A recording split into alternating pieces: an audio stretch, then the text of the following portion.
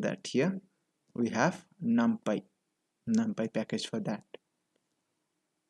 So Numpy package library, what it does, as I was talking about, it's about linear algebra and matrix calculations. So let's see how easy it is to do a standardization in Numpy. So we loaded Numpy as NP, remember it from before. So you have maths code. So maths code I called df maths code. So I pulled up the column and then stored it in a format called numpy array. So np.array in brackets, if you have a list like object, then it will convert it to an array. So in that array we have this maths course, and now let's we are standardizing the maths code. For that, all we are doing is maths code minus np.mean. Mean directly calculates the average of the values inside maths code, and then do a subtraction from that. These are matrix subtraction, as you can guess. Maths code minus np.mean. So np.mean will probably return a so it returns a value, but this minus sign, what it does is, like Numpy has this thing called broadcasting. What it does is basically it will adapt. So like this np.mean will return a part like a single value. It will return a double out of float. So it will return a double value, like double data type value. That would be like a scalar, and this maths code, this is a matrix or a vector. So what this, but Numpy has this thing like overloaded of this minus function that basically allows you to subtract this double from this vector. So what it will do is, for every entry in the vector, it will subtract this scalar value. So Numpy has this internal computation going on that will let you do that directly. You don't have to write a for loop for that. It will do it directly. And then do a division, np dot standard std. So std is your standard deviation maths code. So you call std on the vector maths code. So it can calculate the standard deviation and then divides it. Again, like you can guess, like this np.std will return a double precision value that will be a scalar. So it will be one particular value, but your maths code is a vector.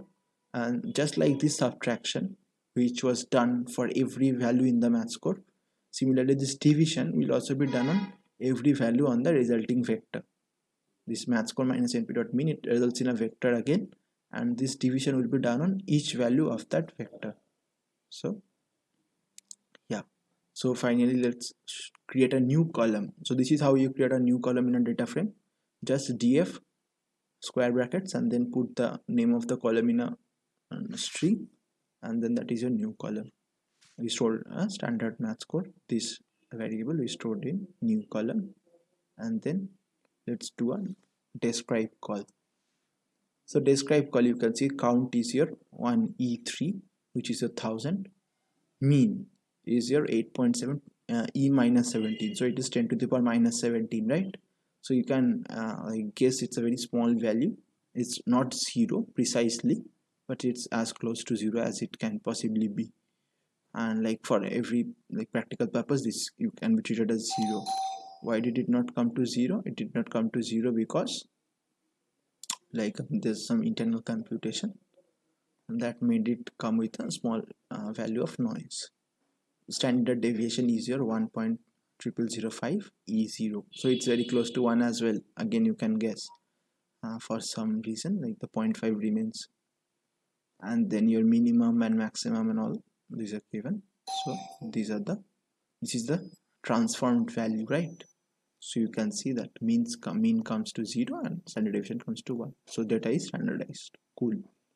How to normalize the data? Similarly, we have the maths code stored here. Do a norm maths code np. So np mean pulls out the mean, like we did it with the mean function, so in your code. But np.mean can as well pull out the mean of the matrix of the vector, and then divide it with np.max minus np.mean. That is, in one line of code you can achieve this. So once again I create a new column in the data frame and store it, and then when I do a describe again, now you can see that the count is 1000 and mean and now, but like look at the mean. So the mean becomes 0 and the max becomes 1. So you can like our normalization is successful. All the values have been scaled to a range of 0, 1. Fine. Now the power of Numpy, when you talk about Numpy, it gives you a whole lot of functions that you can use to do matrix manipulations. So here we create matrices in p.random.rand, 5, 5. What it does is it creates a matrix of shape 5, 5, 5 columns and 5 rows, and this rand function, it fills the matrix with random values. So we have np.random normal. So what normal does is is 0.01. So 0 is your mean and 1.0 is a standard deviation. So what it does is it creates a matrix of size given size 5 3, 5 rows and 3 columns. So it creates a matrix and fills it with values that have been like drawn from a normal distribution which has a mean of 0 and standard deviation of 1.0. So np.zeros, this fills the matrix with zeros. You have to put the size in 3 2, which is the size of the matrix, 3 rows and 2 columns, and it's filled with zeros. np.I is your identity matrix. 5 means it's a 5 cross 5 identity matrix. Identity matrix of order 5. V np.random rand 5. So when I put one variable here, it basically creates a like a vector. In Numpy, the vector has only one dimension. And u np.random uniform basically what it does is it's like creates an uniform distribution of values between low and high, right? And size is 5. So once again it creates a vector. So the convention is to denote vectors in small letters and matrices in capital letters. So that's done. It's a print options. You can see the output. We can run it again. Random will return some other output. Yeah, see, random return some other output. This is your identity matrix. You can see. And now note one thing. One thing is that this one whole thing, this thing, this thing is your one column. Keep in mind that this is one row. This square bracket, the inner square bracket, that represents one like this thing. This is your, if you see it's a 5 cross 5 thing, it will become more clear. If you see this thing, B is a matrix of 5 rows and 3 columns, right? So if you see this, it has 5 rows and 3 columns. See, 3 columns and 5 rows.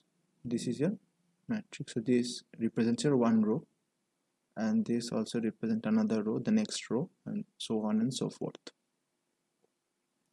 That is it. These are your vectors.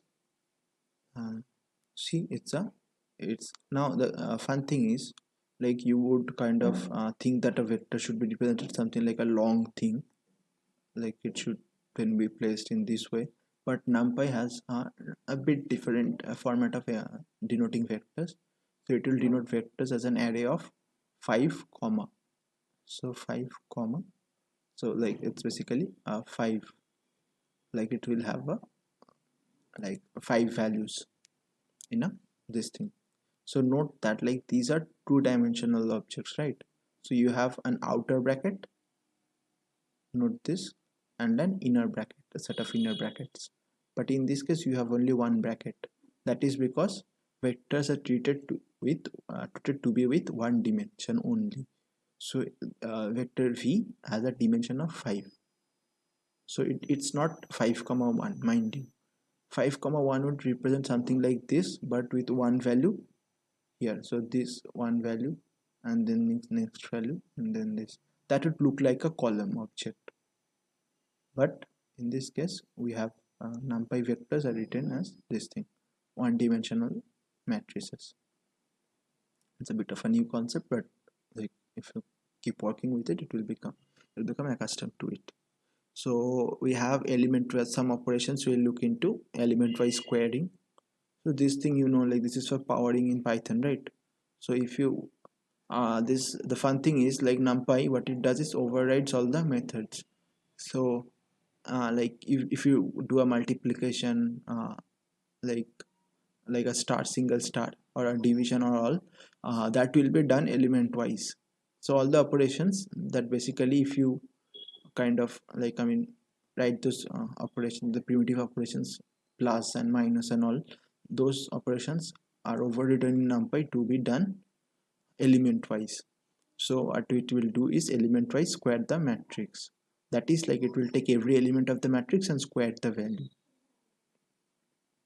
But what if you want to do a cross a, that is like, I mean, do a squaring in matrix algebra, like a times a, where times denote your matrix multiplication. So for that you have this function matmul. So this is your function for matrix multiplication. When you put matmul a comma a, that gives you the output for a square. So this is your matrix squaring and this is your element wise squaring. So you can see the difference, right? So the value here is something 0.39 and here is something 1.093. So that is the difference. Now you have matrix multiplication also, like this at the rate, this thing, this symbol is also used to denote matrix multiplication. So here we can see like dot shape, this thing dot shape lets you see the shape of the matrix. So here we'll see a cross b is given by this value and its shape is 5,3 as it should be, because recall that a has a size of 5,5 and b has a size of 5,3. So when you multiply them you should typically get 5,3. So our function is working right. And then there's another matrix vector multiplication, np dot. This dot thing is also used for matrix multiplication, but it's recommended to use matmul or this at the rate for matrix multiplication. This dot is typically reserved for matrix vectors and vector, like the inner product, dot product as you call it. So those things are done with dot. So np dot I comma v, as you can guess, identity dot v should return v. So you see it's v. Was your v? V is 0.99, but then I didn't run this cell, right? Let me run this cell. Yeah. Now see, yeah, there's you go. I dot v 0.9914, same as the v that we had. Also transpose, how to do a transpose? Simple thing, dot capital T, a matrix dot capital T. So C in our case was a matrix filled with zeros of size 3, 2. So if you do a transpose you should get a matrix of 2, 3. Let's check out C dash transposed. Yeah, see, its shape is 2, 3. How? We do a ct dot shape, right? So it showed you the shape. And then finally we have dot product or the inner product, scalar product, however do you call it, np dot u comma v. Note that you do not need to do any transpose for this thing. Like if you do it by hand you would probably write it that u transpose dot v, but in this case you do not need to do a transpose. NumPy will like itself do all the operations and give you the result. See, so you get a scalar output as you should. Finally we come to our last library for this tutorial, that is your Matplotlib. Matplotlib is for plotting graph. It's official documentation, you can check it out. So let's look at a histogram, how to plot a histogram. So plt.figure, so we have fig size, basically it lets you control the size of the figure, 7,5. Like you can change it and see the results. X ticks, what are X ticks? X ticks are these things, 0, 5, 10, 25. These ticks along x-axis, so you can control them as well. X ticks, np.arrange. What is NumPy arrange? Arrange basically is a function that lets you generate a list of values ranging from this low going up to this high with an interval of this. This is your typical arrange structure. So it goes from 0.0 to 105.0 with an interval of 5. So it's basically a list containing values 0, 5, 10, 15, 20, 25, so on and so forth. Note that the last value is not included. So here you have, see, if you see the x ticks, it's 0, 5, 10, so on and so forth up to 100, right? Cool. And then you have x label. Similarly, you can set y ticks as well. That's up to you. In this case, I didn't need the y ticks, so I didn't set it. You can set that as well. So plt.x label, x label is your this label thing, this reading score, and y label is your number of students. Set these labels, and when you do a plt.hist, so here you have to put the x as df.reading score. So x is the variable that like passed to the function. So df.reading score, then like this is being run on df score or reading score. So reading score is your 70 to 90 and all these values are there. So we take these values and plot a histogram on it.